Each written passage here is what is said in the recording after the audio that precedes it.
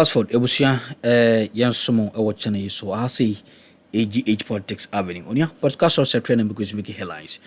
And the jembre na yedi bi exmo. Na yembo inro aye parliament. Na me no ka say aye Zanetor Rawlings.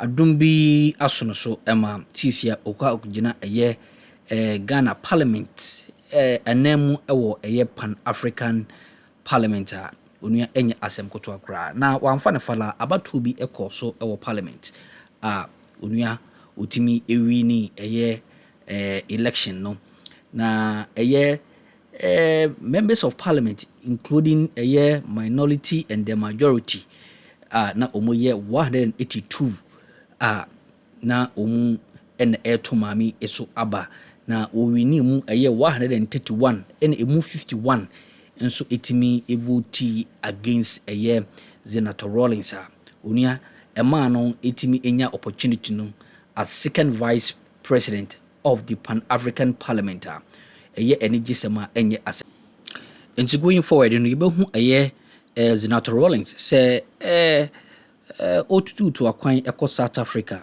na nso otimi akọ gina eye Ghana nim ewo eye Pan African Parliament headquarters ewo South Africa ewo Merant onua obetimi acheche na adwen afa eye ye democracy issues hom kwanya eye kabima men kabi ho nsensem betimi afa ntoma pa efra ewo eye abibima mu hase sanso na human right ho nsensem nso sanso na esumdwe nsem nso ombehwe se de be ya esumdwe bitimi aba Africa enti yenua ba no yema no awiko a onua enye asem kotoa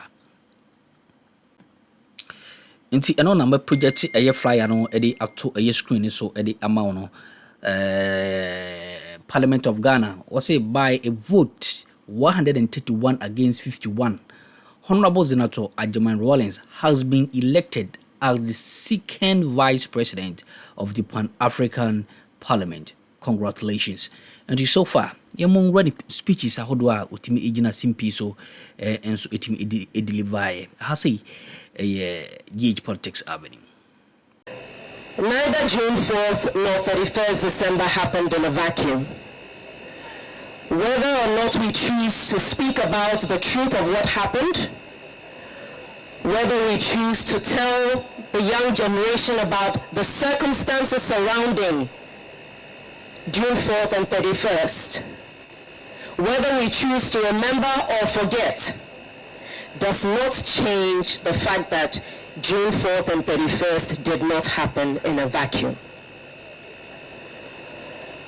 When the 31st December revolution happened, the members of the Provisional National Defense Council were not made up of only military officers. There were civilians from across the length and breadth of this country, professors and doctors from academia, retired officers. We had members who represented the fishermen and the farmers of this country. Indeed, the 10-year history of the PNDC did not happen on the backs of military people. It was the inclusivity of every Ghanaian that made 10 years possible. And so if we stand here to commemorate the 44th anniversary of the 31st December Revolution, it is also to honor the memories of all those who laid down their lives then and subsequently to build this country. Those who helped to consolidate the foundation upon which we now have our fourth republic. As a matter of fact, had the foundation not been so strongly laid, perhaps with some of the things that happened over the years, we would not be here talking about a fourth republic. But the strength and the commitment of those who contributed to those 10 years preceding the Fourth Republic gave the resilience that we needed to survive some of the lowest points that we have endured since then. Comrades, we have a duty to put aside parochial interests and to put Ghana first. If we look at what's happening in Ghana and we look at what's happening across the sub-region, if we make a mistake of taking incumbency for granted, of exhibiting arrogance of power, we only will have ourselves to blame. No government can provide employment for every single citizen, which is why the responsibility on government is so huge to provide an enabling environment, one that is not drowning in corruption or nepotism or ethnicity or marginalization of members of this country. This country can only survive if we do it together, with dignity, with respect for one another, exhibiting those timeless principles of integrity, of transparency, of accountability, of poverty. Ladies and gentlemen, if we are to leave Ghana better than we found it, we have a duty to stick to those principles. And a reset agenda means we must make sure that our moral compass is reset back to where it ought to be. The fact that the bar has been set so low does not mean we should start from ground zero. We can be better than that, and we know better than that. Let us raise the bar. Yes, it's true. Democracy has a tendency to open the door to monetization of everything. But we can be the gatekeepers as to whether that becomes the culture that drives us deeper into the abyss, or whether we will let certain values that cannot be bought be our guiding principles. So that no one, regardless of how much money they have, can derail the consolidation of the democracy of this country. The moment we start to give in is when we start to disintegrate, and it's when we start to destroy the foundation on which we have solidly been placed. There are times when I cannot believe that in my 47 years, I've actually seen this country better than it is. It means that we have to do better to ensure that no government can come in and destroy what has been built. We must be open to self-reflection and criticism so that we can correct what mistakes we are making before it's too late. There's a principle in aviation where you course correct as you are moving, because you cannot always determine the factors that will be facing you as you move forward. Our duty is to course correct. Don't wait till you get to your final destination before you realize that you are on the wrong side. The purpose of decentralization, we have our MMDCEs present here, is to make sure that the vision of the president is carried out down to the local level, to the unit committee level. And who are the members of our committees? Ghanaians of different religions, different ethnic groups, of different political leanings. Let us not be misled or tempted into dividing this country so badly on partisan lines that our progress is stunted. We do not have that luxury. We have to work together. And where wrong is wrong, let's point it out and let's do better. We mustn't wait till the next election before we start looking back to see whether the road is crooked or straight. As we move forward, let's keep checking. Let us not surround ourselves with people who will keep saying you are doing well. Let us have objective people around us who will speak the truth without fear, without favor.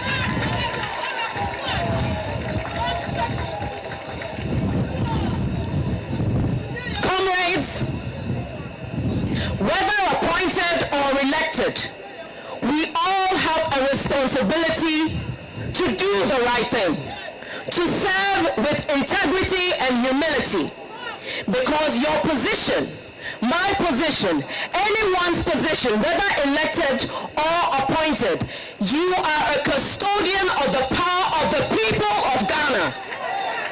You are not there for yourself or for your immediate family. You are there to serve. So serve like you are serving God. Repeat again, repeat. I should repeat.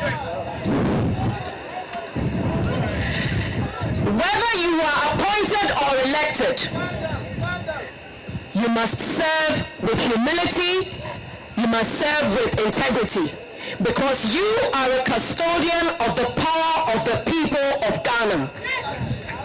Do not abuse your power. Do not become arrogant, and do not get confused by the fact that you are where you are today, because you do not know what tomorrow holds. National Chairman and the General Secretary of the National Democratic Congress, the members of the Council of Elders, the National Executive, all comrades here present. I stand on all previous protocols as I share a few words today. Today is the 42nd anniversary of the June 4th uprising, and the first time we're spending it without the founder of both the Fourth Republic and the National Democratic Congress.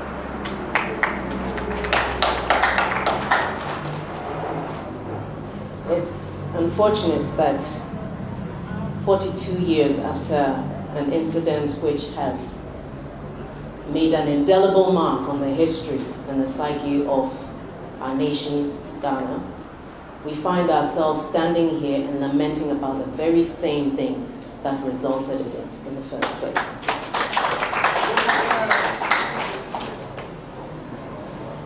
I would like to commend all the previous speakers for sharing history that a lot of young people are not aware of. And I would like to build on what some of them have said.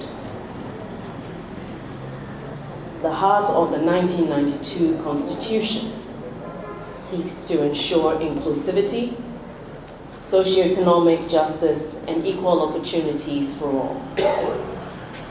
The Constitution was born out of consensus and is meant to result in that consensus development that any nation that seeks to get ahead should have. We must therefore commit, not only in words but in actions, the desire to address these vices of corruption, of lawlessness, of political interference in the institutions that are meant to maintain our republic, social injustice, and political exclusion. As a nation, are we prepared to allow our security services to maintain their high level of integrity and loyalty to the state rather than to a political party? Can we still boast of security services that are there to protect the state? The security and the sustainable development of Ghana must not be undermined by transitions in power from one party to another. Nor must it be sabotaged by the zero-sum game that we are all too familiar with now. It is eating away not just at our body politic, but our nation as a whole. It is long overdue that the manifestos of every political party to strictly align with the Constitution and the underlying principles and policies of the National Development Planning Commission. Furthermore, any policy change must be based on extensive research rather than populism or political expediency of a political party in anticipation of elections in a 4-year cycle. Policies and their implementations must have longevity and adaptability rather than serve as tick boxes for political parties and their campaigns. Given that we have so many young people in our population, and given that we still have more women in Ghana than men, we must engage in real capacity building of our youth, of our women, and persons with disability that looks into the future with protection of our environment at the core of it all. And speaking of the environment, the word galamsey has become so overused that now we're not really appreciating the gravity of the damage that it's doing to our resources and to future generations. In a country that is resource rich, we have so many water bodies, we have arable land, all of these threaten to be destroyed, depriving us of our very existence, because certain people in power have decided that the law only applies to others and not to themselves.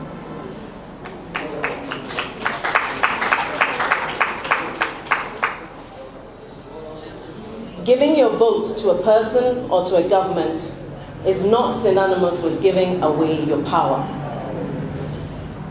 That is why the Constitution ensures that our rights and some of those responsibilities are entrenched in our Constitution. We are not meant to be victims of elections.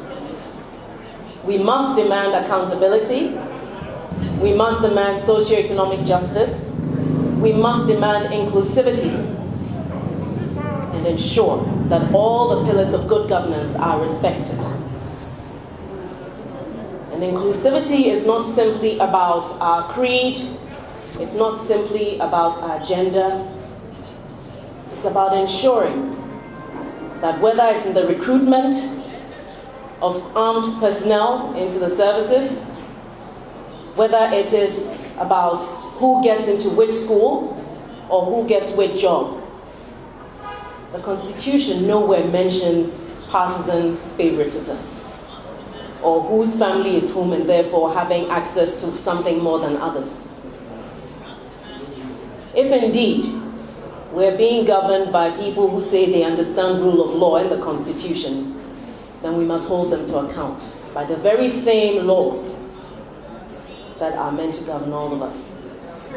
Not too long ago, and perhaps maybe I just go back to when the PNDC was in power, some of the people today who are at the forefront of breaking our laws were the very ones pointing fingers at others. And now that they have the power, it looks as though they're not able to stand up to their own ideas. If today we're celebrating June 4th without the man who we've all come to know so closely associated with this, but the principles remain. It is a reminder to all of us that we are mortal, but the principles and values are immortal.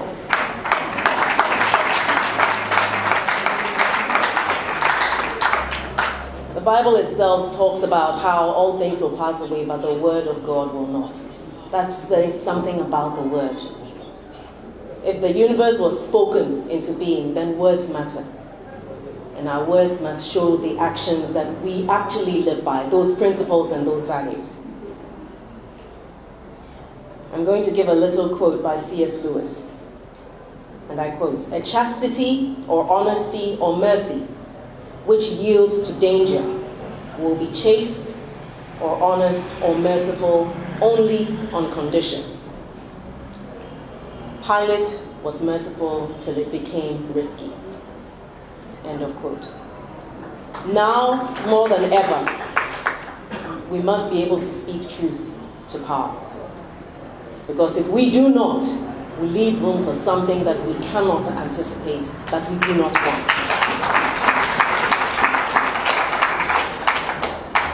Those amongst us who are old enough to remember the conditions that led to the June 4th uprising have a bigger duty, not only to inform the youth of what happened, but also to hold the government to account and remind them of the slippery slope that led us there in the first place. Today, the commemoration we have today has two sides to it. On the one hand, it is solemn and it reminds us of our fallen heroes, reminds us of the sacrifices, but it's also to remind us of what we need to do to ensure that history does not repeat itself. The June 4th uprising did not happen in a vacuum. No uprising, no revolution happens in a vacuum. You only need to cast your eye to a couple of countries in the sub-region to understand that it is possible for history to repeat itself. Let us be well advised and live up to the principles and values of the revolution and ensure that the sacrifices that were made to build a foundation on which the Fourth Republic, which has now become the longest standing republic since independence, continues to do so. Thank you so very much, and God bless.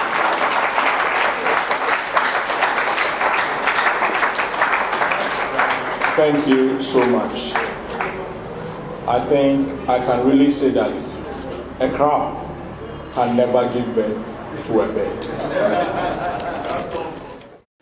We in Samahuru Tim Koso channel, so I'm not so Jimre Wahara Sene, so why didn't you be a Romania? Unia, a Basani Asumo.